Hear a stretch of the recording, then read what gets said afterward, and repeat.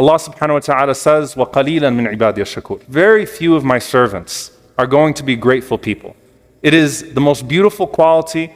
It should be the most natural quality. Because as the Prophet ﷺ taught us, that love Allah لِمَا يَغْدُوكُم مِنَ النِّعَمِ, because of the blessings that He provides to you. Naturally, Allah provides you blessings, so you should feel a sense of gratitude to Allah subhanahu wa ta'ala. So it's a natural reaction to Allah subhanahu wa ta'ala. But even with Allah, قَلِيلًا مِنْ عِبَادِيَ الشَّكُورِ. Very few servants of Allah subhanahu wa ta'ala are going to be grateful people. إِنَّا هَدَيْنَاهُ السَّبِيلِ إِمَّا شَاكِرًا وَإِمَّا كَفُورًا. We have guided man to two paths. Either they are people of shukr, they are people of gratitude, or they are the opposite of that, kafura, exceedingly ungrateful, disbelievers. And the opposite extreme of shukr is kufr, is disbelief, complete disbelief with Allah subhanahu wa ta'ala. Now this is with Allah Azza wa Jal. When it comes to people, how we treat people in our lives. Two narrations from the Prophet sallallahu alaihi wasallam, both narrated from Abu Hurairah radiallahu ta'ala anhu. The most famous one, Man la yashkur nas la yashkur illah. Whoever does not thank the people does not thank Allah. Whoever does not show gratitude to people does not show gratitude to Allah subhanahu wa ta'ala. Also from Abu Hurairah radiallahu ta'ala anhu, that the Prophet sallallahu alaihi wasallam said, La yashkur Allah. He does not thank Allah subhanahu wa ta'ala. Man la yashkur nas. Whoever does not thank the people. Meaning, there is no way that you can possibly be grateful to Allah subhanahu wa ta'ala and not be grateful to the people. You can't manifest that quality, you can't claim it. And subhanAllah, so many of these narrations then make sense. The woman who went to hellfire, right, because she was abusive to her neighbors. She was a woman that used to pray a lot. She was a woman that used to fast a lot. She was a woman that gave a lot of sadaqah, right? But there's a disconnect in her relationship to Allah subhanahu wa ta'ala and how that then translates to her relationship with the people. And so how can a person be abusive and be foul and be ugly towards those around them and claim that they are devoted awliya, righteous loving servants of Allah subhanahu wa ta'ala? May Allah subhanahu wa ta'ala make us amongst His awliya. Allahumma ameen. So I'll give you three things inshaAllah ta'ala to hopefully be able to take this concept home with all the other wonderful qualities you've been learning about the qualities of the believer. Number one, gratitude is with the heart, with the tongue, and with our deeds. Gratitude is with the heart, with the tongue, and with our deeds. Okay? Ash-shukr bil-qalb is that you actually feel a sense of gratitude. And in order for you to actually feel a sense of gratitude, you have to contemplate on those blessings. And so sometimes you actually have to take a step back and appreciate what's been done for you, what's been given to you, even by the people in your life.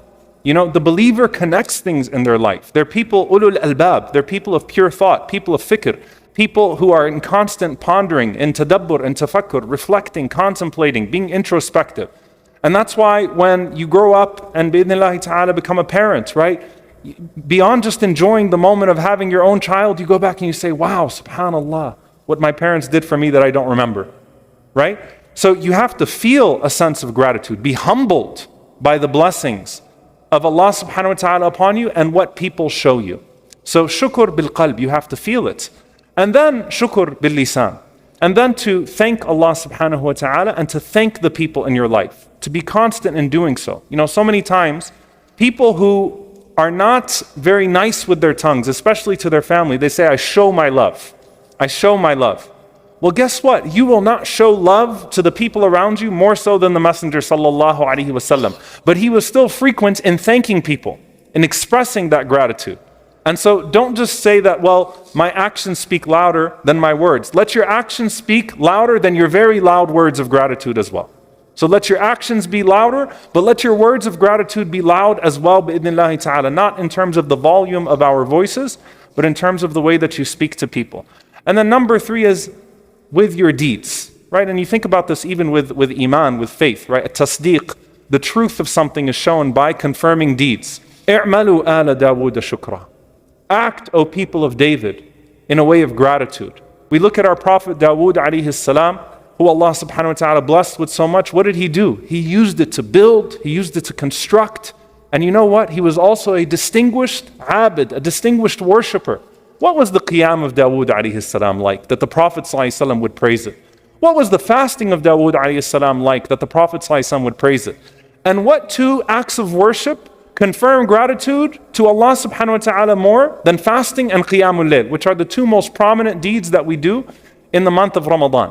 Dawood alayhi salam is an example of gratitude, right? He took the blessings that Allah gave him, he thanked Allah for them, and then he used those blessings to be a blessing to the world. SubhanAllah, you connect these three things, and what you find are multiple ahadith, multiple narrations. When you feel something, وَأَمَّا بِنِعْمَةِ رَبِّكَ فَحَدِّثْ, when you speak of it, when you use your words to confirm what you're feeling, and then when your deeds confirm that. The Messenger sallallahu alaihi wasallam said in an authentic hadith from Jabir ibn Abdullah radiyallahu ta'ala anhu, قال عليه الصلاة والسلام من صنع إليه معروف, whoever has something good done for them, from someone, فَلْيُجْزِئْهُ, then compensate, respond in like manner. Jaza, when you say Jazakallahu khaira, may Allah compensate you with good.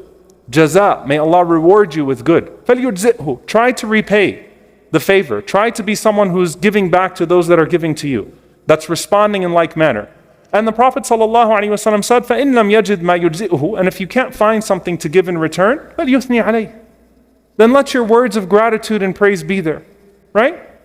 فَإِنَّهُ إِذَا أَثْنَى عَلَيْهِ فَقَدْ شَكَرَ, and then if you do so, when you're at least grateful, saying Jazakallahu khaira, praising that person, thanking them, at least then you would have thanked them sufficiently. And if you instead, man katamahu faqad kafara, right? When you're someone who just conceals it, then you're someone who is not showing gratitude at all.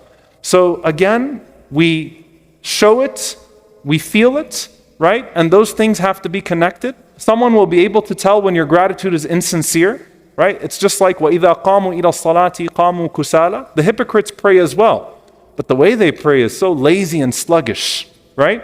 So your words, Jazakallahu khaira, thank you, I appreciate you. You know, it's like the difference between a text message. We're all going to get the spam Eid messages. We already have spam. Some of you sent me spam Ramadan messages, and I know you sent it to each other, Ramadan Mubarak. You know what, but thank you for that as well. At least you put me on your broadcast list, right? But the difference between that and Jazakallahu khaira, Ramadan Mubarak, Eid Mubarak, a phone call or someone in person talking to someone and thanking them. So the first thing of shukr is once again with your heart, with your tongue, with your deeds. The second thing I want you to remember is that shukr is for the little things and the big things, the small and the large. There's a statement that's attributed to our Prophet ﷺ that is authentic due to corroborating evidence, which is man la yashkur al-qalil la yashkur al-kathir. Whoever is not grateful for the little things is not going to be grateful for the large things. You know, it's just like sabr. If you don't learn to be patient with small annoyances in life, how are you going to be patient with a major trial that comes to you? So the believer is grateful for the small things, and shukr magnifies the blessing. When you respond to someone who does something for you, you magnify it, right? Make the small gifts that someone gave you big things. Show them that you really appreciate it. And that is something, subhanAllah, that's going to make the person happy that they gave you and want to give you more, right? And want to keep on doing for you. It's what increases love in a marriage, by the way, as well. Increase in shukr within your families. Increase in shukr amongst your friends. Don't just disregard something when someone does something for you. And the third thing, dear brothers and sisters, is that I forgot what I was talking about. So I said shukr. This is what happens when you do the on-the-spot khatiras, right? So I said the first thing is shukr with heart, with tongue, and with deeds. The second thing is shukr is with quantities. The third thing, Allahumma salli wa sallam ala nabiyyina Muhammad. Shukr shows over time. Shukr shows over time. And this is inshallah ta'ala where I'll end off. We admire our Prophet sallallahu alaihi wasallam. We love our Prophet sallallahu alaihi wasallam. When we talk about him, we feel embarrassed and shy that we can't live up to his example. But subhanallah, the way that shukr shows over time is through al-wafa, as the scholars say, loyalty. Loyalty, remembering the blessings later on when other people would have moved on and forgotten them.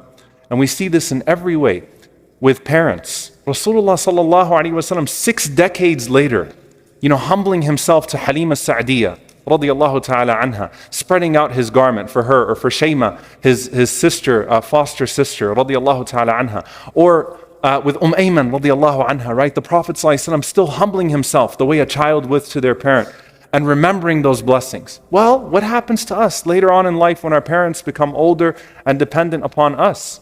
Look at the example of the Prophet ﷺ. Much later on, he still remembered. That's shukr which translates into wafa, loyalty over the long term. With our spouses, Khadija radiallahu ta'ala anha, right? When the Prophet ﷺ later on in life continued to give on her behalf, continued to praise her, continued to make mention of her, continued to make dua for her, continued to long for her. Not just after she became a very old and weak woman in his lifetime, right? After she gave her best years to him, but after she passed away even. آمنت بي إذ كفر بي الناس. How could I not do that? She believed in me when no one believed in me. أنفقت بي إذ حرمني الناس. She spent on me, no one else was spending on me. So the Prophet ﷺ, much later on, is still remembering that. And so how are we with our spouses? The Prophet ﷺ with his friend Abu Bakr radiallahu anhu. When Rasulullah ﷺ passed away, he had over 100,000 companions. Think about that. Over 100,000 Sahaba. But when Abu Bakr radiallahu anhu, his first Sahabi, walked into the room, you still knew it was Abu Bakr radiallahu anhu. And when the Prophet ﷺ said, close all these gates when he was passing away, he said, I have repaid everyone except for Abu Bakr. I can't repay him. Leave his gate open. Subhanallah. So Abu Bakr radiallahu anhu was number one when he was one, and he was number one when they were over 100,000. How are we with our old friends? How are we with those who were there for us in our lonely times, who took care of us? And much, much later on, even if we don't need them anymore, we still show them gratitude. Lastly, subhanAllah, even with non-Muslims, even with supporters. Mut'im ibn Adi. Very famous story, which I'm not going to get into right now. But the Prophet ﷺ mentioning a non-Muslim supporter later on in khair, in good, and saying that he would repay the favor if he was still alive. Right? He would repay the favor if he was still alive. How are we with those people who were there for us in our hard times? Even if they're not Muslim, they're not believers, they're not Abu Bakr radiallahu ta'ala anhu in terms of their belief. May Allah subhanahu wa ta'ala make us from ash-shakirin. Allahumma ja'alna min ash-shakirin. Oh Allah, make us from those who are grateful to you and grateful to our parents and grateful to the people in our lives. Rabbi awzi'ni an ashkura ni'mataka allati an'amta alayh. We end with the dua that we learned from Suleiman alayhi salam. Oh my Lord, expand me so that I can properly thank you for the blessings that you have given to me through my parents or through anyone else, and those of course that are independent of people as vehicles. Allahumma ameen. Jazakumullahu khaira. Assalamu alaikum wa rahmatullahi wa barakatuh.